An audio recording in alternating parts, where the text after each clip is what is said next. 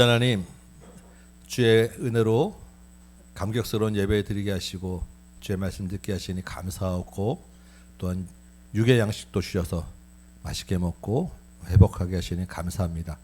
이 시간에 또한 다시 전도서의 말씀으로 주님의 그 말씀의 비밀을 또한 알고 우리 마음에 심고자 하오니, 이 시간에 성령께서 깨닫게 하시고 피곤한 육신에 졸지 않도록 인도해 주시고, 기쁨의 시간, 감사한 시간, 성령의 충만한 시간으로 인도하여 주옵소서.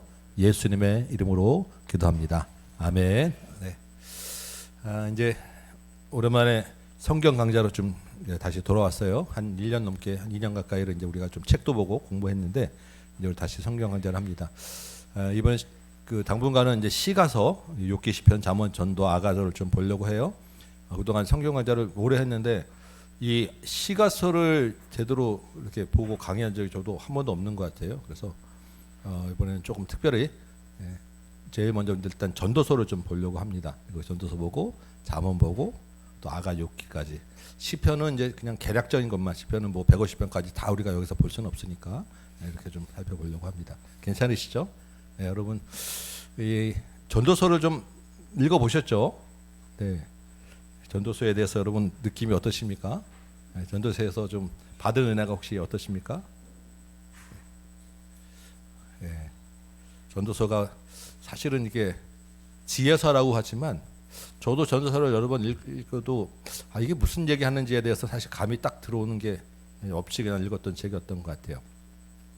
그래서 전도서 할 때 이 전도서라는 말이, 일단 우리말로는 전도서 할 때 한문으로 그냥 이렇게 되어 있습니다. 이게 전도서라는 말이, 전자는 전하다라는 뜻이고, 도는 도리, 도를 전하는 책, 이게 이제 전도서입니다. 근데 이게 사실은 도를 전하는 책이라는 게 우리 이 성경지 전도서 내용하고는 조금 안 맞아요. 그래서 이게 전도서라는 이 책의 영어 이름은, 영어 성경은 이렇게 되어 있습니다. ECCLDSI 어쩌고저쩌고 나가는, 발음이 좀 어려워요.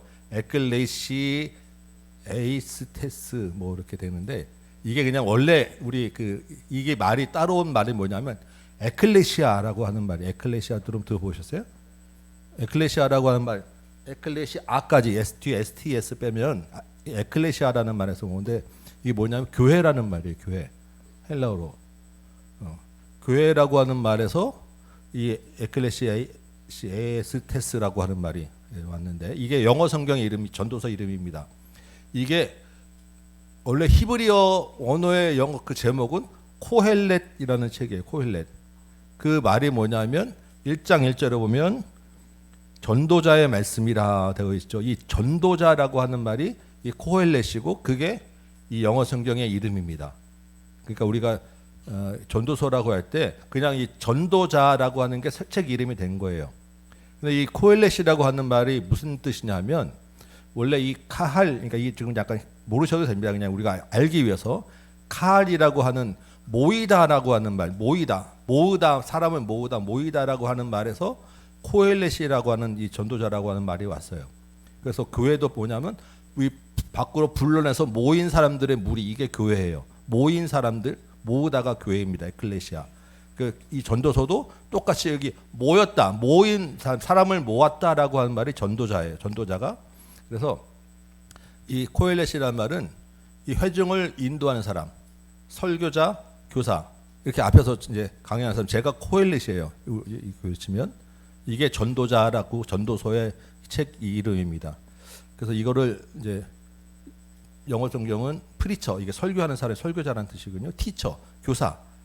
그래서 우리가 지금 보는 성경 말고 이 대한성서공회에서 이제 2023년에 가장 최근에 성경을 이제 우리말로 제일 이제 쉽게, 그리고 조금 더 이렇게 보완해서 원어에 가깝게 번역한, 가장 그래도 지금 최근에 나온 성경이 새한글 성경이라고 있습니다. 여러분 서점이 있는데 한 번씩 보시면 좋을 것 같아요. 가장 그래도 이 많은 것들을 보완해. 우리는 이제 이 개역 성경에 익숙해 있지만 좀 쉬운 말로 가장 좀 이렇게 정확하게 해석한 책이 새한글 성경인데, 여기에서도 그냥 이 전도자라는 말, 우리 1장 1절을 그냥 코헬렛이라고 그 자체로 그냥 썼어요. 그리고 옆에다가 집회 설교자 전도서다라고 그냥 표시를 하고 있습니다. 그래서 우리도 이게 그냥 전도서라고 할 때 일단 생각하는 것은 설교자구나. 그리고 사람들을 모아서 뭔가를 이야기하는 책이 전도서 그리고 전도자구나. 요걸 좀 먼저 생각을 하셔야 돼요. 그냥 도를 전하는 책 이거는 조금 원래 의미하고는 조금 다른 의미로 생각이 됩니다. 그래서 전도서는 이런 의미다. 그 전도자라는 그 전도자가 한 이야기, 이 현영 설교자, 이 설교자가 한 이야기, 이게 전도서예요. 설교자가 무슨 이야기를 했느냐는 이제 우리가 이제 살펴볼 이야기입니다. 되셨죠? 우리 이제 나중에 다 유튜브에 올라가니까 거기서 이제 보시면 돼요. 내용들은. 그러면 우리가 일반적으로 이제 알 때 이 전도서의 코헬렛, 전도서를 기록한 저자는 누구다?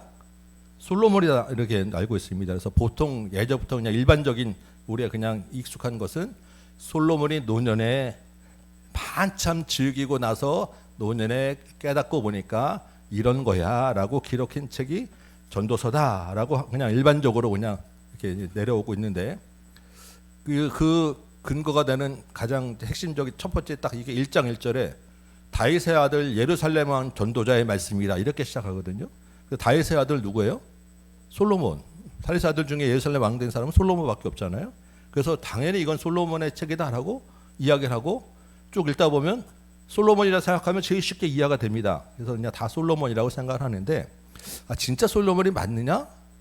라고 하면 사실은 본문에 진짜 실제 성경에는 솔로몬이라고 한 이름이 없어요. 그냥 전도자라고 돼 있지 그게 솔로몬이라고 정확하게 기록되어 있지는 않습니다. 물론 내용상 솔로몬일 수도 있지 않겠냐라고 할 때 그 내용을 실제 따져보면 실제 내용이나 거기에 이제 우리가 쓴 말 말고 원래 원어의 단어나 이런 문체나 보면 솔로몬 시대에 사용되지 않은 말들이 다 기록되어 있고 내용도 솔로몬이 자기가 왕이라고 했을 때 왕이 아닌 사람이 썼을 때 이야기가 더 훨씬 많아요. 그러니까 내적 증거로 보면 이건 솔로몬일 수가 없는데 그리고 솔로몬 시대는 BC 10세기 정도예요. 기원전 한 1000년 정도 900년 1000년. 근데 그때는 없었던 이 페르시아 때 만들어진 그 페르시아 단어들이 기록이 되어 있는 거 보면 그때 이 단어를 어떻게 썼을지 이게 있을 수 없는 그런 이야기들이 많은 거예요. 우리는 이게 사실 이제 분별이 안 되지만 이제 많은 이제 학자들이 공부하고 연구하고 하다 보니까 이거는 좀 솔로몬이라고 볼 수 없는 실제적으로는 앞에 이제 예루살렘 왕이라고 되어 있지만 솔로몬이라고 볼 수 없는 증거가 훨씬 많은 거예요. 그래서 이걸 어떻게 이해를 해야 될까라고 했어서 아마도 누군지 모르지만 익명의 코엘렛이 인명의 전도자가 이 사람은 근데 상당한 풍요와 식견을 가지고 있고 특권을 누린 실제 누군지 모르지만 어떤 코엘렛이라는 사람이 자기 이름을 드러내지 않고 솔로몬으로 위장해서 솔로몬이 쓴 것을 솔로몬을 앞에 내세워서 쓴 책이 아닌가라고 생각을 해요. 실제로는 아마 이게 더 맞을 거예요. 근데 그 사람이 누군지는 몰라. 근데 그 사람도 자기를 드러낸 대신에 어쨌든 이게 쭉 알려져야 되니까 쭉 읽기에는 솔로몬을 앞에 딱 내세우는 게 모든 게 좀 편하고 맞아떨어지니까 솔로몬을 앞에 내세웠다라는 거예요. 이해되시죠 무슨 말인지? 그래서 아마도 이러한 익명의 코엘렛이 솔로몬으로 위장해서 쓴 책일 것이다 라고 생각을 합니다. 우리는 그럼 이 책을 어떻게 읽어야 되느냐? 이렇게 읽는 게 제일 편해요. 저자의 의도를 따라. 저자는 어떤 의도를 가졌어요? 그냥 솔로몬이라고 생각하고 읽었으면 좋겠다 라는 암시를 많이 줬으니까 우리는 뭐 학자들은 여러 연구해서 실제로는 어떻게 했든 간에 우리가 이해하기 좋은 거는 그냥 그런 이야기 나오면 솔로몬이 그렇겠구나 라고 생각하면 이 책 내용이 쉽게 이해가 된다. 그리고 저자가 그렇게 원했으니까 저자 의도를 따라서 우리가 읽어보자. 이게 이제 우리의 읽기입니다. 이해되시죠? 만약에 우리가 이제 시험을 친다라고 했을 때 저자가 누군가면 솔로몬이 아닐 수 있다라는 게 답이겠지만 우리는 뭐 그런 걸 따질 필요가 없는 거잖아요. 그래서 이런 뭐 내가 풍요를 누리고 뭐 내가 그 부여를 누렸다 할 때 솔로몬이 그랬겠구나 생각하면 본문이 훨씬 이해되는 그런 책입니다. 그래서 우리는 저자의 의도를 따라서 한번 읽어보자. 그 대신에 굳이 우리가 솔로몬이라는 이름 대신에 그냥 코엘렛이라고 하는 전도자라고 하는 말로 그냥 통일해서 쓰도록 할 것입니다. 왜냐하면 새로 나온 우리 개역 성경도 이 새한글 성경도 그냥 코헬렛시로 기록을 하고 있으니까 그게 제일 맞는 표현이니까 성경대로 전도자로 이렇게 그래서 코헬렛이라는 말을 이제 여러분 다 기억하셔야 돼요. 아, 전도자 코헬렛 설명할 때 이제 이렇게 이야기를 할 것입니다. 예, 그렇게 이해를 하시되 생각 이해는 솔로몬으로 한번 떠올려서 상황들을 이해하시면 이해되기 쉽겠다. 이렇게 이제 생각하시면 돼요. 그 다음에 이제 전도서를 읽을 때 먼저 좀 생각해야 되는 것은 전도서에 자주 나오는 단어들이 있어요. 제일 많이 딱 떠오르는 단어가 뭡니까? 헛되다. 예, 또 없죠. 예. 일단 그런 몇 개 있는데 그 단어들이 무슨 의미를 가지고 있는지에 대해서 좀 생각을 해야 돼요. 말씀하신 대로 제일 많이 나오는 게 헛되다라고 하는 말이에요. 이걸 헬라어로 헤벨이라고 이야기. 헤벨. 이 헤벨이라는 말을 좀 기억을 하시면 좋겠어요. 헛되다라고 할 때 이 헛되다라는 말이 전도서에 38번이나 반복됩니다. 그러니까 우리 전도서 하면 헛되고 헛되니 헛되다 이것만 생각나시잖아요. 이 헛되다고 할 때 이 헛됨이 무슨 말로 저자는 썼느냐, 이 본문에서 이 헛되다가 어떤 뜻을 가지고 있느냐, 이걸 좀 이해를 해야 돼요. 이 헤벨이라고 하는 말이 무슨 뜻이냐면 이거예요. 숨 쉴 때 숨, 입김 후 하고 내뱉는 거. 막 추울 때 후 하고 내면 이렇게 수증기 나오잖아요. 이게 헤벨이에요. 한숨 그냥 후 하면 이게 이 말이 가지고 있는 의미는 뭐냐면 이런 뜻이에요. 금방 사라지는 거. 후 하고 수증기 뭐 있었지만 순식간에 없어져요. 그렇죠? 한숨 내뱉어도 그거는 보이지도 않아. 그리고 앞에 뭐가 있는 것 같지만 금방 사라져 버리는 것, 이게 헤벨이라고 하는 말의 뜻이에요. 그러니까 헛되다라고 하는 말 뭐냐면 금방 없어지는 거다라는 거예요. 그리고 그 안에 뭐가 들어있는지 파악하기 잘 어렵다. 그래서 실제로 이 헤벨이라고 하는 말을 그 원래 가지고 있는 말은 허무하다, 그냥 허무하다. 그리고 의미가 없다, 무의미하다. 그리고 이게 서로 잘 안 맞다, 모순, 수수께끼처럼 참 이해하기도 어렵다. 이게 헛되다라고 하는 뜻이에요. 그래서 영어 성경들은 의미 없다라고 하는 이 meaningless라고 하는 말을 많이 써요. 그리고 또 한 다른 영어 성경은 헛되다라고 하는 이제 허영, 뭐 허무 이런 뜻인데 vanity라고 하는 단어를 많이 씁니다. 그러니까 우리가 헛되다라고 하는 거하고 조금 개념이 다른 거예요.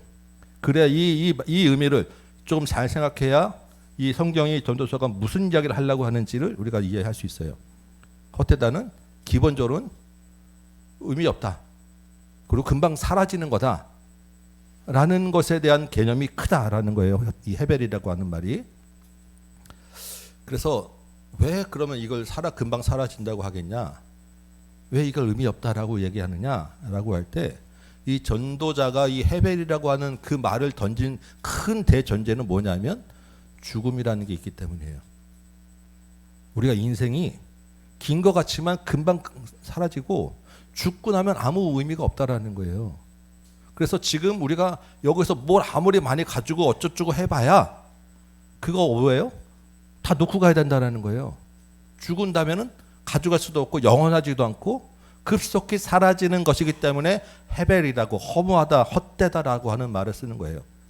그래서 이 우리 전체 이 전도서에는 이 죽음이 있다, 우리는 다 죽을 수밖에 없다라는 게 전제가 돼서 헛됨이 나온 것입니다. 그러면 전도서에서 그래서 또 자주 쓰이는 말이 뭐냐면 해 아래 뭐가 없다. 해 아래 수고하는 것이 헛되다. 해 아래라고 하는 말을 왜 쓰냐 하면 이 세상에서 이 현실의 세계에서 살아가고자 하는 것들이 영원하지 않기 때문에 헛되다라고 이야기하는 거예요. 그래서 전도서에 집중적으로 생각하는 것은 이 해 아래에 있는 이 세상의 삶에 대한 것들을 이야기해요. 그럼 해 위에도 있겠죠. 해 위에는 뭐가 있어요? 하나님에 관한 것은 영원한 거예요. 그래서 이게 완전히 대입이 돼서 우리는 그러면 하나님에 대한 것들은 영원한 것인데 이 땅에 있는 것들은 헤벨이고 영원하지 않고 헛된 것들이기 때문에 그럼 무엇을 붙잡고 무엇을 바라보고 살아야 되느냐, 어떻게 살아야 되느냐, 여기에 대한 이야기를 하는 게 전도서예요. 이 개념, 이 전제를 우리가 항상 잘 생각해야 돼. 죽음이 있고 그 해 아래에 있는 삶에 대한 것은 헤벨이다, 헛되다, 급속히 사라진다. 그 항상 모순이고 그래서 불합리하고 부조리할 수밖에 없다. 요 전제에 대한 이야기를 이제 생각하시고 그 다음에 이제 이 헤벨이라고 하는 말과 연결돼서 또 이만큼 또 자주 나온 말이 뭐냐면 이 말이에요. 우리 1장 3절 볼까요? 해 아래에서 수고하는 모든 수고가 사람에게 무엇이 유익한가 그러죠. 이 유익이라고 하는 말 또는 무익하다라고 하는 말, 이 무익이라고 하는 말이 자주 나오는데 이 말은 히브리어로 이트론이라고 하는 말이에요. 이것도 좀 기억을 하셔야 돼요. 지금 헤벨을 기억하셔야 되고 헛되다. 이 이트론이라고 하는 말을 기억해야 돼요. 이건 뭐냐면 어떤 결과에서 무언가를 남기다. 제일 쉬운 거는 상인들이 장사해서 이익을 남기는 것. 이게 이트론이에요. 그러니까 우리 치면 열심히 일해서 받는 소득. 여러분이 직장에서 수고해서 받는 월급. 이 소득이 이트론이에요. 그래서 뭔가 일해서 남는 것. 그래서 이걸 영어 성경에서는 주로 개인, 또 투자해서 얻는 프라핏. 그래서 이게 우리는 그냥 한마디로 소득이라고 하는 게 제일 좀 알아듣기 쉬울 것 같아요. 이 소득이라고 하는 단어가 잘 나옵니다. 그래서 유익한가, 무익한가, 무슨 이익이 있는가 이런 그 성경의 전도서에 계속 이제 그런 이야기를 나눠요. 이게 다 이제 이트론이라는 얘기인데 이 이트론이라는 이야기가 나올 때 항상 같이 비슷하게 자주 나오는 말이 수고라는 반절 3절에서 봤잖아요. 이 수고가 무슨 유익이 있느냐라고 할 때 이 수고라고 하는 말은 이 아말이라고 하는 말이에요. 이 말은 일하다, 노동이라는 말인데 그래서 연결하면 이렇게 되는 거예요. 해 아래서 이토론을 위해서 아말을 하는 것은 헤벨이다. 이게 한글이지만 우리말이지만 우리말인지 뭔지 하시죠. 자, 다시 한번 해 아래서 이 땅의 이 현실에서 이토론이 아까 소득이라고 했죠. 뭔가를 얻기 위해서 소득을 얻기 위해서 아말 수고하고 애쓰는 것은 헤벨이다. 헛되다. 이런 뜻이에요. 이게 전도서에서 이야기하는 것입니다. 그래서 이트론이라고 이 소득이라는 게 보통 이 전도서에서는 약간 부정적인 뜻으로 많이 써요. 무슨 유익이 있는가 할 때 유익이 없다라고 하는 것 뜻으로. 왜 이걸 헛되다고 얘기하고 무익하다고 하고 이 해 아래서 소득을 얻기 위해서 이익을 얻기 위해서 일하는 게 왜 의미가 없다라고 이야기하냐면 크게 두 가지를 전도서에서 핵심적으로 얘기합니다. 이거예요. 첫 번째는 그것들이 영원하지 않기 때문에 왜 아까 다 죽는다고 했잖아요. 죽으면 끝이야. 그리고 소득이라고 해서 돈 버는 것도 내가 계속 벌 수 있을 것 같지만 계속 벌 수도 없어요. 언젠가는 그게 벌다가 못 벌 수도 있고 손해 볼 수도 있고 소득이 끊어질 때도 있고. 그래서 이 영원하지 않은 이 시간의 한계가 있기 때문에 이거는 헛되다라고 이야기를 하고 사람이 그것을 소득을 얻기 위해서 아무리 노력하고 그것들 한다고 해도 사람의 지혜가 한계가 있고 사람이 알 수 있는 지식에도 한계가 있기 때문에 이거는 영원히 아무리 네가 이 토론을 가지고 해 아래서 정말 내가 영원히 뭔가 해보겠다라고 해봐야 안 된다, 의미 없다라는 이야기를 합니다. 여러분 이 이야기를 우리 재미있는 소설로 딱 알아듣기 할 때 딱 떠오르는 소설이 있어요. 여러분 생각나는 소설이 있습니까? 뭐가 있겠습니까? 크리스마스 캐롤, 스크루지 할아버지. 스크루지 할아버지 여러분 내용 아시죠? 이 할아버지가 구두쇠, 엄청난 구두쇠야. 그리고 악덕 고용주예요. 직원들한테 무지하게 짜게 하고 자기는 엄청 구두쇠로 막 그때 사람들하고 담을 쌓고 살았단 말이에요. 근데 이제 유령이 와서 자기 장례식을 보여주잖아요. 보니까 사람들이 잘 죽었다. 슬픈 사람 하나도 없고 잘 죽었다. 깨달으면서 내가 그렇게 그냥 열심히 구두쇠로 정말 악덕 고용주 살았던 것이 헛된 삶이었구나. 이걸 깨달은 거예요. 또 우리 성경에서 예수님이 비유하신 이야기가 있습니다. 뭐가 있겠어요? 어리석은 부자.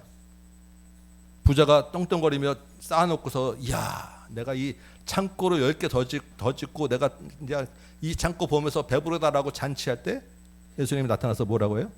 어리석은 자야 라고 하죠. 오늘 밤에 내가 너를 데려가면 이게 무슨 소용이 있느냐 이 얘기를 하는 거예요. 네가 그렇게 헤아려서 이토론을 위해서 아말해봐야 오늘 네 생명을 데려가면 헤벨이야. 이게 정확하게 예수님이 말씀하신 의미입니다. 그게 전도서에서 지금 그 얘기를 하는 거예요. 해 아래에서 네가 그렇게 영원한 소득, 영원할 것 같은 소득을 위해서 이 영원한 것을 뭔가를 얻겠다고 그렇게 애쓰고 수고해봐야 그거는 의미 없는 거야. 우리 인생은 유한하기 때문에. 그리고 네가 아무리 해봐야 그것이 우리의 생각과 지혜가 한계가 있기 때문에 그것을 넘어갈 수가 없어. 이 얘기를 하는 것입니다. 그러면 조금 이건 뭐야? 그럼 다 일하는 게 의미 없다라고 하면 좀 이상하지 않겠어요? 근데 전도서에는 그런 말만 있는 게 아니라 먹고 마시는 것이 즐겁다. 이게 선이다. 내가 먹고 마셔보니까 너무 좋다. 선이야. 그래서 하나님이 먹고 마시게 해서 이런 이야기도 있고요. 앞뒤가 안 맞는 그건 헛되다 그랬는데 이건 또 뭐지? 라고 하는 생각을 할 수 있단 말이에요. 그래서 전도서에서 또 다른 우리가 생각해야 될 단어가 뭐냐면 이 말이에요. 몫이라고 하는 말이 자주 나와요. 이것은 내 몫이다. 이 몫이라고 하는 말은 역시 수고를 통해서 얻는 소득이에요. 아까 이트론이 소득이었잖아요. 근데 몫도 소득이야. 근데 이 몫은 어떤 의미냐면 전리품을 나눠받는 것을 몫이라고 해요. 유산을 받는 것, 이것을 몫이라고 얘기해요. 그래서 영어 성경에는 리워드라고 하는 보상이라는 말 이야기하고 포션이라고 하는 말, 그러니까 피자를 쭉 나눠가지고 한 조각 주면 이거 네 포션이야, 네 거야라고 하는 나눠주는 한 부분을 이 몫이라고 이야기를 합니다. 이 레거시라고 하는 말도 유산이라고 하는 말이에요. 영어 성경도 이런 표현으로 쓰는 이 몫이라고 하는 말이 있어요.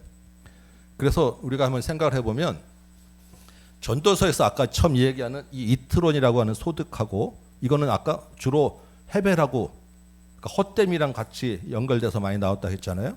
그 수고했는데 헛돼. 영원한 이 소득을 가지려고 했는데 헛돼. 근데 이 헬렉은 또 있어. 몫이라는 건 따로 있어. 이게 왜 이런 그런 이 개념이 뭐냐 할 때 이 이트론이라고 하는 것은 아까 말씀드렸죠. 이 영원한 것과 관련됐을 때 주로 이 영원한 소득을 이야기하고 이 헬렉이라고 하는 몫이라고 하는 것은 일시적인 때와 연결돼서 이야기를 해요. 그러면 영원이라는 것은 아까 부정적으로 아까 얘기했단 말이에요. 이거는 사람의 시간이 아니야. 우리는 영원할 수가 없어요. 그러니까 영원한 것을 이해하는 것은 하나님의 시간이 영원한 것이 우리는 한계가 있으니까 이트로는 세상 해 아래에서는 이트로는 헛돼. 근데 그 헛됨에도 불구하고 하나님이 우리가 살아가는 인생 가운데 헬렉이라는 것을 주셨다는 거예요. 몫을. 이거는 하나님이 선물로 주는 거니까 우리가 받아 누리면 되는 거예요. 근데 그 받아 누리는 헬렉은 영원한 게 아니라 일시적으로 때에 맞춰서 때에 따라 그냥 주는 것이 그러니까 우리 현실에 따라서 하나님 성경에도 때를 따라 돕는 은혜 이 말이 있잖아요. 하나님이 우리의 필요를 따라서 적절하게 공급하신다. 이게 헬렉이에요. 그러니까 하나님이 이 세상에서 우리가 살아가도록 현실에서 살아가도록 지금 주어진 환경 지금 주어진 것들이 헬렉이에요. 이거는 감사한 선물로 받아서 우리가 누리되 그것 말고 우리가 더 쌓아서 뭔가를 하겠다라고 하는 이트론은 헛되다라고 하는 이야기입니다. 아주 대조되는 그런 개념이에요. 헬렉과 이트론. 이해되십니까? 여기까지? 네. 그래서 영원한 소득은 얻을 수 없던 대신에 하나님이 인생에 주신 선물, 인생에 때로 주신 헬렉은 누릴 수 있다. 그 하나님이 그 대신에 이 모든 헬렉은 제때에 합당하게 주신다. 근데 이 모든 헬렉 하나님이 선물로 주신 몫에는 뭐가 포함되냐면 생사화복이 다 포함되는 거예요. 우리가 그러면 먹고 마신다고 해서 좋은 것만 우리가 그 헬렉이다 생각할 수 있는데 그게 아니고 내가 아프고 병들고 고통당하는 환경들이 우리 있을 수 있잖아요. 그것도 하나님이 주신 몫이라는 거예요. 그러니까 우리가 당하는 모든 현실이 다 하나님 손에 있다라는 게 전도서의 이야기입니다. 그러니까 하나님이 지금 나에게 가장 적절한 좋은 것으로 주신 환경이야. 지금 나에게 있는 게 하나님이 가장 좋은 것을 주신 거야. 이거는 내가 감사하게 누리는데 그거 말고 내가 영원하게 뭔가 해서 내가 이 땅 가서 천년만걸 살 것처럼 뭔가 쌓아야지라고 하는 것 이거는 헛된 거야 라고 하는 큰 개념들을 머리에 일단 두셔야 돼요. 전도사를 이해할 때 그 이야기를 하고 있기 때문에. 그래서 전도서가 이렇게 쭉 읽다 보면 이런 구조로 되어 있어요. 자, 1장 1절은 머리말입니다. 누가 썼다라고 하는 다윗의 아들 예루살렘 왕 전도자의 말씀이라 라고 시작하고 1장 2절 보면 이렇게 되어 있습니다. 전도자가 이르되 헛되고 헛되고야 헛되고 헛되니 모든 것이 헛되도다 라고 되어 있는데, 이 말이 어디냐면 12장 8절 한번 여러분 보시기 바랍니다. 12장 8절 누가 한번 읽어주실래요? 12장 8절.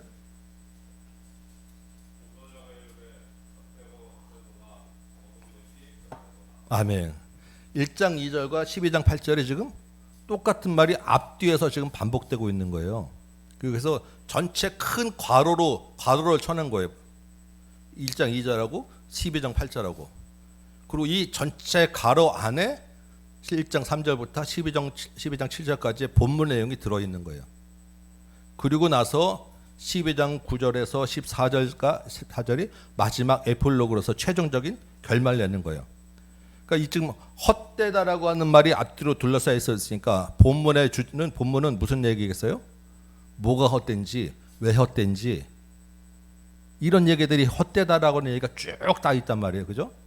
그 다음에 마지막 14절 요게는 13절 14절 누가 한번 읽어주실래요? 마지막 다 헛되다라고 하는 말로 끝났는데 마지막에 이야기가 더 붙어져 있어요. 13절 14절 13, 14 두 절 12장 13, 14 읽어주세요.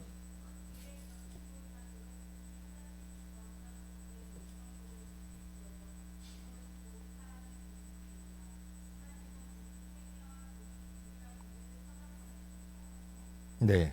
자, 일의 결국을 다 들었어요. 이 일의 결국을 다 들었다는 게 1장 3절부터 12장 17절에 있는 본문이에요. 헛되고 헛되다라는 것에 둘러싸여 있는 이야기.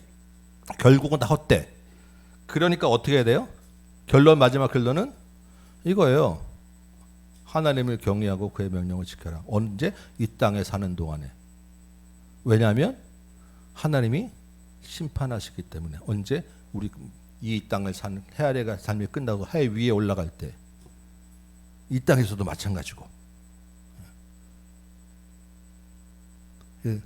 그 대신에 이 헛된 삶을 사는 본문의 동안에 모든 것이 헛되지만 뭐가 있다고요? 우리에게 주신 헬렉. 그것은 우리에게 주신 선물이니까 그 현실을 누리되, 그 현실 가운데는 하나님의 경외하고 명령을 지키는 이것이 가장 큰 우리의 본분이다. 그래서 우리에게 주신 현실에 주신 그 하나님 주신 선물 몫을 누려라. 현재 우리에게 주신 것을 몫을 누려라라고 이야기할 때 우리가 일반적으로 세상에서 이야기하는 단어가 있어요. 뭐가 무슨 떠오르는 말 없습니까? 현재를 즐겨라. 카르페 디엠이라고 하는 말이 있습니다. 오늘을 즐겨라라고 하는 말이 오늘을 즐겨라. 이게 이제 영화에 나왔었잖아요. 옛날 죽은 시인의 사회라고. 그래서 이제 이게 원래 로마 이제 시인의 그 글에 나오는 한 문장인데 굉장히 유명해졌어요. 오늘을 즐겨라. 그래서 이게 자칫하면 그냥 오늘 마음대로 살아라 뭐 이런 얘기 같지만 좀 의미상으로는 오늘 현재에 충실해라 뭐 이런 의미입니다. 그래서 이게 그럼 전도서하고 좀 비슷한 사실 그런 맥락이 있어요. 오늘을 즐겨라. 오늘은 이 전도서에서는 지금 내가 있는 현실이 하나님이 주신 선물이니까 지금 내게 주신 것을 누려라. 비슷하죠. 그래서 이게 성경의 개념하고 비슷하지만 조금 다르다라고 생각하는 것은 오늘을 즐겨라라고 하게 되면 오늘을 내가 즐길 때 그 주체는 나예요. 그 오늘은 내 거야. 까르페 디엠 할 때는 내가 주인이고 내가 주체적으로 오늘 즐겨라라고 하는 말이고, 전도서에서 헬렉을 누려라 하나님 주신 선물이라고 할 때는 하나님의 주권을 이야기하는 거예요. 하나님이 주신 것이고 하나님이 손에 있기 때문에 하나님 안에서 명령을 지키며 살아라라고 하는 뜻입니다. 그래서 내가 주체가 되느냐 하나님이 주체가 되느냐에서 카르페 디엠하고 전도서의 헬렉과는 개념이 다르다. 우리는 그냥 내 삶을 즐겨라가 아니라 하나님이 주신 선물로 알고 지금 내게 주신 현실이 어려움일지라도 그것을 감사하며 받고 그 안에서 하나님의 계명을 지키는 것을 따르겠습니다. 이게 전도서가 주는 우리의 말씀이에요. 여러분 대충 큰 그림이 이해되시죠? 네. 이런 그 개념과 단어에 대한 구조를 가지고 성경을 봐야 이 전도서가 조금 읽혀져요.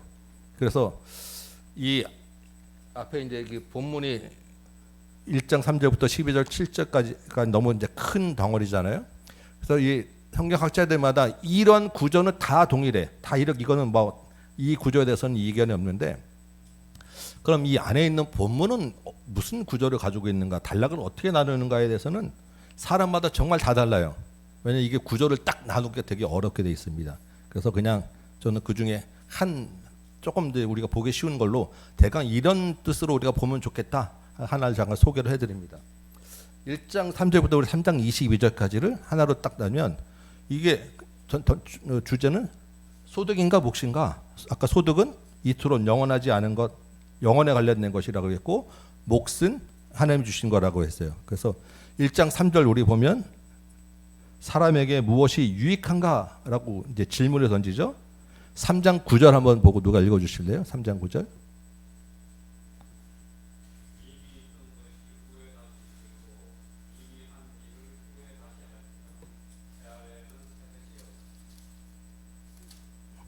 네. 그래서 3장 9절에도 네. 네. 네. 지금 무슨 이익이 있냐라고 1장 3절에서 물어보고 3장 9절에서도 무슨 이익이 있냐라고 지금 물어보는 앞뒤에 대한 이야기가 있는 거예요. 그 안에는 사람에게 지금 무엇이 유익하냐? 소득이라는 것은 유익이 없어. 그렇지만 행복을 누리라고 주신 몫은 있다. 요거를 이제 한 단락으로 지금 우리가 볼 수 있겠다라고 이야기하고, 그럼 4장 1절부터 5장 9절까지는 하나님을 경외해야 돼라고 하는 주제를 한번 여기서 찾아볼 수 있겠다. 그래서 이 우리가 현실에서 행복을 누리지 못하게 하는 것들이 뭐가 있냐면 이 땅에서의 학대와 수고와 옆에 있는 동료들과 권세가 우리의 이 땅에서 행복을 못하게 하는 그런 여러 가지 인들이 있는데, 그러 가운데서 우리는 하나님을 경외함으로 얻는 행복이 있다. 이걸 대비해서 큰 틀에서 우리 4장 1절에서 5장 9절까지는 하나님을 경외하라라고 하는 우리 단락으로 지금 이해할 수 있겠다. 그리고 6장 9절까지는 이제 재물과 우리 소유와 행복의 차이. 재산이, 내가 갖고 있는 이 재산은 행복에 중요한 게 아니야. 다 그 대신에 하나님이 선물로 주신 것도 누려야 돼. 이 얘기를 하고, 그 다음 단락에서는 소득을, 아까 재물에 대한, 재물과 행복 이에 대한 이야기를 했으니까 지혜는 어떠냐? 지혜도 한계가 있어. 지혜도 하나님 뜻을 알 수 없기 때문에 하나님의 경외하며 역시 현실을 누려야 돼. 그러면 죽음이라는 것은 뭐냐? 죽은 사람은 죽을 수밖에 없는데 역시 죽기 전에 행복을 누려야 돼. 요게 지금 큰 틀에서 우리가 나눠볼 때 이 행복이라는 것, 하나님이 우리에게 주신 헬렉, 몫을 누려야 돼라고 할 때 이것을 누리지 못하게 하는 재물이나 지혜 뭐 이런 것들하고 대비하면서 설명을 쭉 해가면서 마지막 결론으로는 다 헛되고 하나님을 경외하는 것만 남았어 라는 구절을 우리가 한번 따라 볼 수 있겠다라는 것입니다. 네, 지혜서기 때문에 쉽진 않아요. 근데 일단은 큰 그냥 이 개념과 구조를 조금 생각하고 보면 그래도 조금 그냥 무조건 헛되다라고 하는 것만 생각했는데 그게 아니구나라는 것을 조금 이게 보실 수 있을 거예요. 왜냐하면 전도서를 우리가 이렇게 다뤄본 적이 거의 없으셔가지고 여러분들이 조금 어려울 수 있는데, 전도서가 그냥 허무주의, 무슨 염세주의 이런 이야기를 하는 게 아닌 거예요. 허무주의라고 하면 사실 우리는 이 땅에 그냥 이렇게 살 이유가 없고 극단적인 쾌락주의를 가든가 아니면 극단적인 금욕주의를 살아야 돼요. 이 땅에서 아무것도 할 필요 없는 거예요. 무조건 헛되다고 하면 여기 이렇게 나와서 예배 드릴 것도 없고 일할 필요도 없는 거예요. 그냥 진짜 허무하게 죽으려면 기다리면서 하는 건데, 성경은 그렇게 이야기하는 게 아니라 주신 삶에서 행복을 누려라, 주신 삶에서 하나님이 주신 것을 누려라라고 하는 이야기를 전도서가 하고 있기 때문에 헛되다라고 하는 건 완전히 다른 이야기다라는 거예요. 대충 이해되시죠? 네. 그래서 이 전도서를 볼 때 이런 방식을 많이 썼다. 우리 한번 2장 13절 한번 찾아볼까? 2장 13절. 한 예를 찾아보는 거예요. 일단 먼저 그 당시에 유행하는 어떤 교훈. 우리가 일반적으로 알고 있는 이야기를 먼저 해요. 지혜가 우매보다 뛰어남이 빛이 어둠보다 뛰어난 것 같다. 그럼 지혜하고 빛은 한 쌍이가 되는 거고 우매는 어둠이에요. 그렇죠? 그 일반적으로 우리가 다 그렇지라고 이해될 수 있는 것입니다. 지혜는 빛이고 그래서 지혜롭게 살아야 돼. 우매는 어리석음은 어둠이야. 어둠에 처하는 게 아니라 빛에 있어야 돼. 이게 다 일반적으로 우리가 이해할 수 있는 말입니다. 그렇죠? 근데 전도자가 보니까 그게 아니고 뭐라고 되어 있냐면 14절 보니까 지혜자는 그 누의 눈이 머릿속에 있고 우매자는 어둠 속에 다니지만 그들 모두 그 당하는 일이 어떻게 해요? 똑같아. 전도자가 보니까 다른 이야기를 하는, 그것을 뒤집는, 반대 모순되는 이야기를 해요. 아, 그거 아니야. 지혜로운 것 같지만 우매한 자나 당하는 일이 똑같아. 그 당하는 일이 뭐겠어요? 15절 보니까 내가 내 마음속에 이르기를, 이제 전도자가 해석을 해주는 거예요. 왜 뭐가 똑같냐면 우매자가 당한 것을 나도 당하리니, 나는 지혜자란 말이에요 지금. 그죠? 우매자가 당한 것도 나도 당하리니 내가 지혜가 있었다 한들 내게 무슨 유익이 있으리요? 왜냐하면 이것도 헛되기 때문에. 16절에 보니까 무슨 얘기를 해요? 지혜자나 우매자나 다 똑같이 죽더라. 이게 전도자의 결론입니다. 그러니까 일반적으로 우리가 보면 앞에는 처음에는 다 이해할 수 있는 말을 해놓고 그거 아니다. 왜냐하면 이러이러하기 때문에, 이런 식으로 이제 전도자가 계속 이제 이야기를 하니까 우리가 이제 앞에 보면 지혜는 빛이다라고 할 때 그렇지. 근데 그 뒤에 연결되는 게 이게 딱 안 들어온단 말이에요. 요런 식의 패턴을 많이 쓰고 있다라는 걸 좀 생각하시면서, 우리가 이제 보통 그냥 일반적으로 하는 지혜가 좋다라고 하는 말이 나오면 전도자가 지금 그 얘기를 하는 게 아니라 그 다음에 하는 게 진짜 하고 싶은 얘기구나. 그걸 뒤집어 엎어서 하는 게 진짜 전도자가 하는 말이구나. 이렇게 생각하셔야 돼요. 그러니까 우리는 이렇게 생각할 때 13절 보면서 지혜가 우매보다 뛰어남이 빛이 어둠보다 뛰어나다라고 할 때 그렇지 아멘 하고 여기다가 이제 우리가 포커스를 맞추게 되는데, 이런 말이 나오면 그게 실제 성경 하고 싶은 말이 아니라 그 다음 얘기가, 그러니까 이거를 반대로 뒤지는 얘기가 진짜 성경이 우리에게 주는 말이다. 이렇게 생각하시고 읽으셔야 된다는 거예요.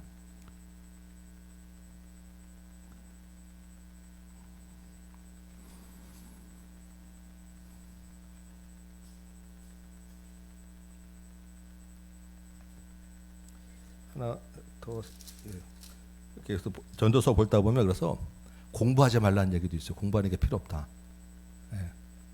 열심히 공부해봐야 필요 없다. 뭐 이런 얘기도 있어요. 학생들 들으면 좋아할 이야기죠. 근데 그게 왜 그러냐라고 하는 말이 이를 해버리기 때문에, 헛되다라는 이야기가 있기 때문에 제가 그걸 좀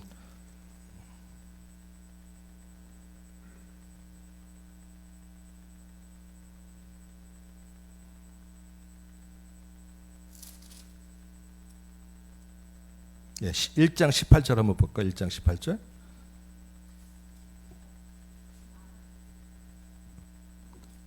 장 18절 보면 지혜가 많으면 번뇌도 많으니 지식을 더하는 자는 근심을 더하느니라. 예. 이거 우리 청소년 학생들 있으면 좋아할 말이에요. 예. 우리는 열심히 지혜롭고 공부해야 된다라고 하지만 지혜가 많으면 근심이 많으니까. 그러니까 배울 필요 없고 더 많이, 그래서 전도사가 공부하지 말란 말이냐? 그건 아니다라는 거예요. 그러니까 이런 말들을 잘 생각하면서 이 큰 주제에 맞춰서 우리가 해석을 읽어 나가야 된다. 이런 이야기입니다. 자, 여기까지 한번 하고 우리 본문을 한번 이제 조금 오늘 1장하고 2장만 한번 살짝 맛만 한번 보도록 하겠습니다. 자, 1장 볼까요? 1장 1절. 다윗의 아들 예루살렘 왕 예루살렘 왕, 여기까지로 보면 솔로몬인데, 이 솔로몬이 진짜 전도자인지는 확실치 않지만 그런가 보다 하고 일단 읽어봅시다. 그래서 우리는 계속 전도자가 이르되 헛되고 헛되며 헛되고 헛되니라고 할 때, 이 헛되고 헛되며라고 하는 말은 헛된 것 중에 헛된 것, 그러니까 가장 최상급의 헛되다라는 이야기를 하는 거예요. 가장 최상급의 헛된 것들이 모아져서 모든 게 다 헛되다. 3절에 해 아래에서 나오죠. 왜냐하면 이 땅의 것들을 이야기하기 때문에 해 아래에서 수고하는, 아까 일하고 열심히 수고하는 모든 것이 유익한가? 이트론이 있는가? 영원한가? 이런 얘기죠. 그래서 한번 살펴봅시다. 진짜 그런가? 한번 살펴보자 라고 하는 이야기예요. 자, 그 살펴봤을 때 4절 보니까 한 세대는 거고 한 세대는 오되 땅은 영원히 있도다. 땅은 영원하지만 사람은 영원하지 않다라는 얘기예요. 한계가 있다라는 것입니다.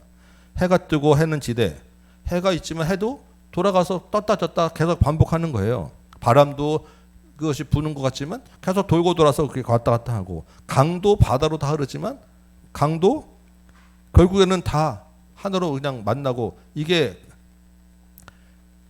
8절에 모든 만물이 이렇게 가다 보니까 그냥 피곤해. 근데 이런 것을 사람이 그거를 다 눈으로 봐도 알 수 없고 깨달을 거 없고 족함도 없어요. 이게 완전히 다 이해할 수 없다라는 거예요. 이 돌아가는 것들을 사람이 아무리 지혜롭다 하지만 우리의 만물 이 지혜의 이치를 깨달을 수 없는 거예요. 그래서 9절 보니까 이미 있던 것이 후에 다시 있겠고 이미 한 일을 후에 다시 할지라 헤아려는 새 것이 없다. 그냥 계속 결국 보니까 우리가 뭔가 새로운 일을 한 것 같지만 새 것이 없더라 하게 되면, AI는 옛날에 없었는데, 우주선 이런 것들 옛날에 없었는데 이건 새 것인데, 그렇지 않겠습니까? 그래서 이 헤아려 새 것이 없다라고 할 때 그런 어떤 발명품을 얘기하는 게 아니라, 그런 것들이 새롭게 뭔가 과학기술이 발전하고 발명하고 하더라도 여전히 그것이 유익하지 않다. 여전히 그것이 영원하지 않다. 여전히 그것이 우리에게 뭔가 영원한 이트론을 주는 것이 아니다라고 하는 거예요. 그래서 그러한 패턴, 헛되다라고 하는 패턴이 여전히 반복되고 있다. 해가 뜨고 해가 지는 것처럼 새로운 뭔가가 나왔다고 해서 그것이 영원한 게 아니다라는 패턴이 계속 돌아가고 있고, 여전히 사람이 그것을 다 알 수 없고 이해할 수 없는 그런 상황은 반복되고 있다라는 의미입니다. 그래서 10절에 보니까 뭐가 새롭다 하더라도 그거는 이미 다 예전에 있던 거야. 다 그냥 반복되는 거야. 이전 세대들이 기억함이 없으니. 그렇죠? 우리가 옛날의 것들을 그냥 잠시 우리 기억 속에 다 사라져요. 그리고 지금 내가 뭔가 하는 것 같지만 이거 우리 다음 세대들 한 세대만 지나가면 이거 다 잊혀지고 우리 다 기억 속에 사라질 것들이에요. 영원하지 않다라는 것입니다. 그래서 12절 보니까 나 전도자는 예루살렘에서 이스라엘의 왕이 되어, 이건 무조건 솔로몬일 수밖에 없는 이야기예요. 그렇지만 실제로는 솔로몬이 아니다. 솔로몬처럼 위장하다. 근데 우리는 그냥 그렇지 솔로몬이 그렇게 됐지 이라고 읽어보자는 것입니다. 그래서 마음을 다하고 지혜를 써서 하늘에서 행하는 모든 일을 살펴보니까 이게 뭐예요? 괴로운 거예요. 수고하고 애쓰기 한 거예요. 그래서 14절에 헤아려서 행하는 모두를 보았는데 모두 다 바람 잡는 것 같이 헛되다. 이게 헤벨이에요. 의미 없는 일이다. 그러니까 우리가 아무리 지혜를 써봐야 구부러진 것 다시 곧게 펼 수 있냐? 못한다라는 거예요. 모자란 것, 없는 것 뭐 셀 수 있냐? 못하지 않느냐라는 이야기입니다. 그래서 마음속으로 말해서 깨닫게 보니까 내가 지혜를 많이 얻었는데, 먼저 예루살렘에 있던 모든 사람보다 아무리 낫다고 내가 아무리 내 마음이 지혜와 지식을 많이 만나보았는데, 그것을 지혜로 모든 것을 알고자 썼는데 그 지혜도 바람 잡는 것 같이 아무것도 아닌 헛된 거구나 라고 것을 깨달았어요. 그래서 지혜가 많으면 번제도 많으니 지식을 더하는 도다. 지식이 있는 자는, 지식을 더하는 자는 근심을 더한다라고 하는 말이, 원래는 이게 무슨 뜻이냐면 지혜를 얻으려면 조금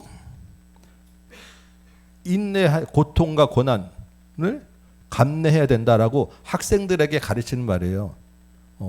너 지금 이렇게 좀 어려움을 이기고 공부를 해야 지혜를 얻을 수 있어. 공부하는 거 힘들잖아요. 그러니까 학생들한테 이 지혜로운 것, 그 지식을 얻기 위해서, 잘 되기 위해서는 지금 좀 공부가 참아야 돼.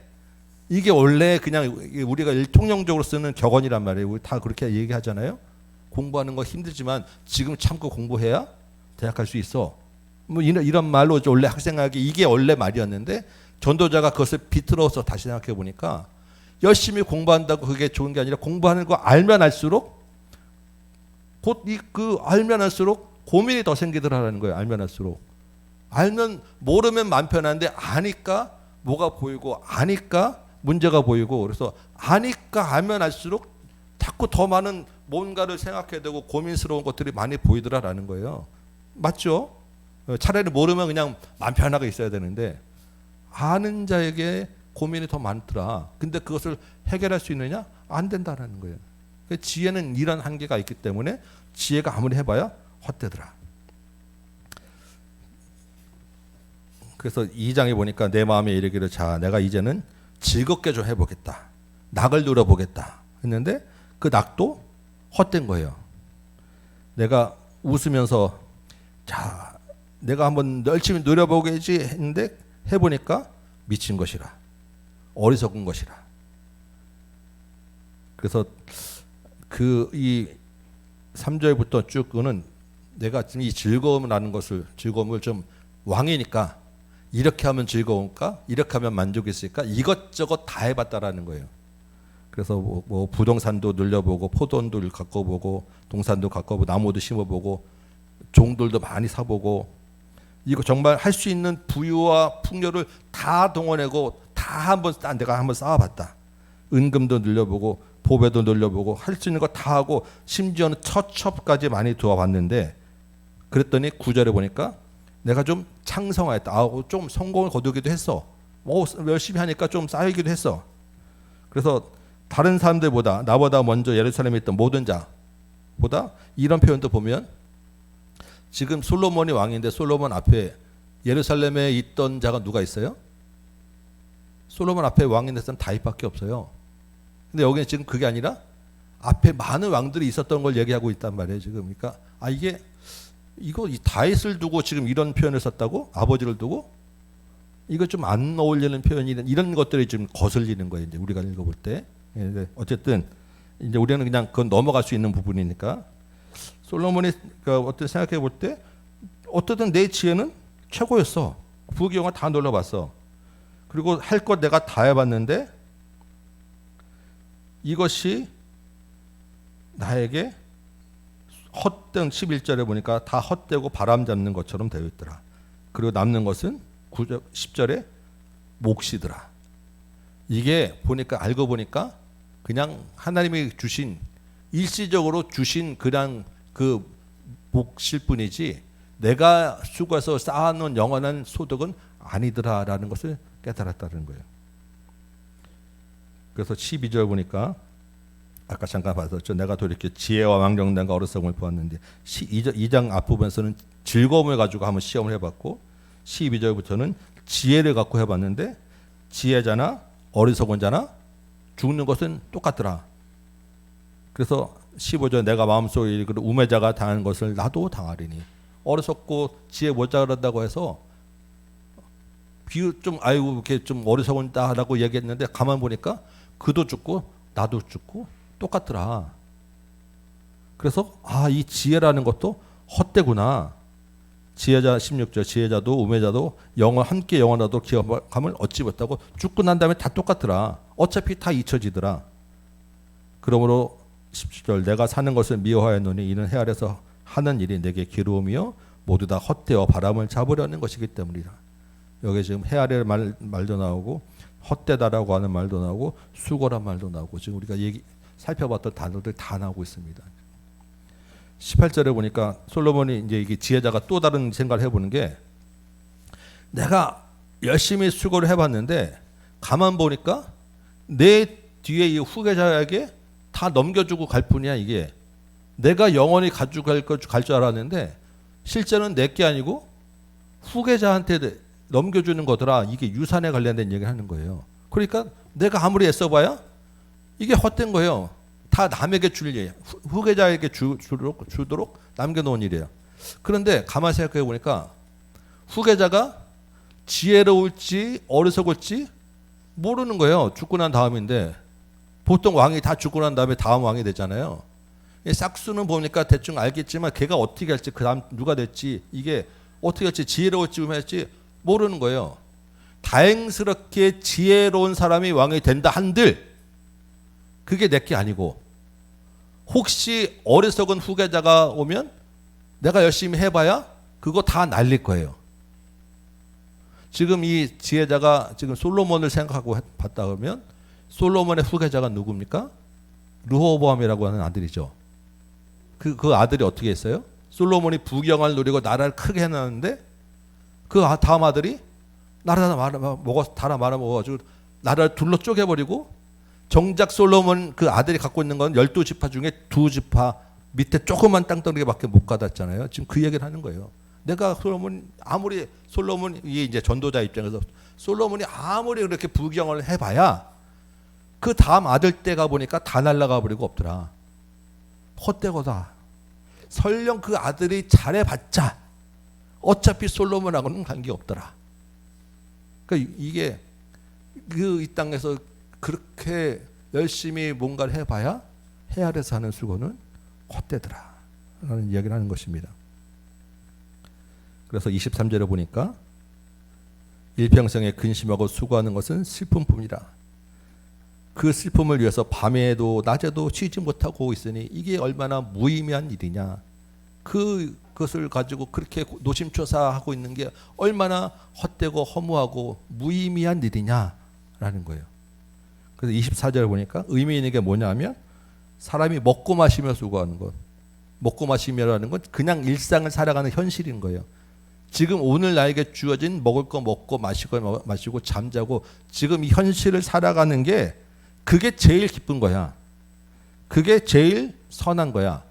근데 가만히 보니까 그게 어디서 나오냐면 하나님의 손에서 나온 거야. 하나님이 주신 선물이야. 이게 헬렉이라고 하는 몫이라고 하는 이야기입니다.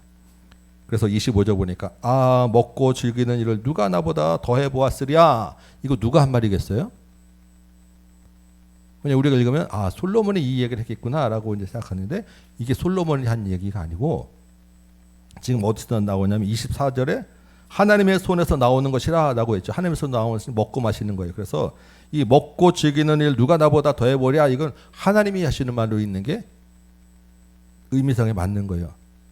하나님이 나를 빼고 하나님을 빼고 먹고 마시는 일을 할 수 있겠어? 왜냐하면 그게 누구 손에서 나왔습니까? 하나님 손에서 나왔잖아요. 그래서 이 원래 그 영어 성경 보면 without him 그를 제외하고 하나님을 제외하고 먹고 마시는 것이 가능해? 그게 말이 돼? 라고 하는 말이에요. 하나님이 나를 빼고 내가 준 건데 나를 빼고 네가 먹고 마시는 것 나보다 더 먹고 마시는 일에 잘할 사람 누가 있어? 내가 준 먹고 마시는 것을 나를 빼고 즐길 수 있어? 라고 하는 말이에요. 그래서 그게 26절에 보니까 하나님이 그 기뻐하는 자에게 지식도 주고 지혜도 주고 희락도 주고 이게 하나님이 주신 선물이 몫에 해당되는 이야기입니다. 그래서 하나님을 기뻐하는 자에게는 이렇게 현실에서 주지만 이것도 헛되어서 영원하지는 않아. 그때 일시적으로 주는 그때에 주는 거야. 그러니까 그때 주신 것을 누리고서 먹고 마시며 사는 게 그게 행복이야. 라고 하는 게 우리 2장까지 한번 살펴본 거예요. 대충 이제 이해가 되십니까? 이렇게 한번 이제 좀 생각하시면서 다시 한번 좀 1장 2절을 한번 좀 이렇게 따져보면서 보시면 이런 맥락이구나. 좀 대강 조금 들어오실 것이고 이제 이번 주에 이제 3장부터 한번 좀 읽어서 오시면 다음 주에 다시 한번 이제 내용들을 또 보시면서 하나하나씩 좀 짚어가 보도록 하겠습니다. 전도서가 좀 새롭게 한번 열리 보시길 바랍니다. 그래서 이번 주에도 역시 하나님 우리에게 주신 뭐가 있다고요? 몫이 있어요. 몫. 오늘 주시고 내일 주시는 이 현실의 몫이 있어요. 그래서 여러분 헛되다라만 생각하는 게 아니라 몫을 누리시기 바랍니다. 하나님이 주신 선물을 누리며 사시는 거예요. 근데 그게 그냥 마음대로 먹고 살라는 게 아니라 하나님을 경외하며 살아라. 왜? 하나님이 주신 거니까. 하나님의 큰 주권 안에서 행복을 누려라. 그 행복을 누리는 가장 큰 기본 핵심은 하나님을 경외하는 거야. 이게 전도서의 핵심이에요. 요걸 계속해서 이제 우리가 반복하게 될 것입니다. 이번 한 주 동안 한번 성경을 읽어보시고 또 살아보시고 행복을 누리시기 바랍니다. 자, 기도하고 마칠게요. 아버지 하나님, 주께서 우리를 사랑하셔서 때를 따라 주시는 은혜가 있고 선물이 있는 줄 믿습니다. 이 한 주간 동안에도 주님이 주신 그 헬렉 가운데 주님이 주신 몫을 누리며 사는 이 땅의 모든 아름다운 선한 삶 살게 하시고 그 가운데서 또한 하나님을 경외하는 행복을 누리도록 인도하여 주옵소서. 예수님의 이름으로 기도합니다. 아멘. 네, 수고하셨습니다.